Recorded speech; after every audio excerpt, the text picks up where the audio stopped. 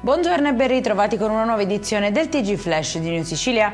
In apertura ai domiciliari il sindaco di Spadafora nell'ambito di un'inchiesta della DDA di Messina per presunto scambio elettorale politico-mafioso. Secondo l'accusa avrebbe ottenuto voti grazie al sostegno di soggetti ritenuti vicini alla mafia in cambio di favori amministrativi. Indagata anche una segretaria di seggio accusata di aver modificato alcune schede nulle o contestabili per agevolare il candidato poi successivamente eletto.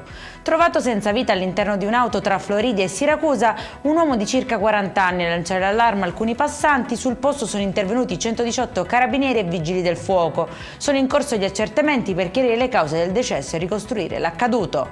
2 arresti tra Monreale e Bagheria nel corso di un'operazione contro lo spaccio di droghe. I carabinieri hanno sequestrato oltre 130 dosi di crack, denaro contante e 9 schede SIM ritenute potenzialmente utilizzate per gestire l'attività illecita. Scoperto un furto di energia elettrica in un panificio del quartiere Picanello a Catania. Secondo gli accertamenti il titolare, finito poi in manette, avrebbe manomesso il contatore riducendo di oltre il 60% i consumi registrati, causando un danno di circa 8.000 euro.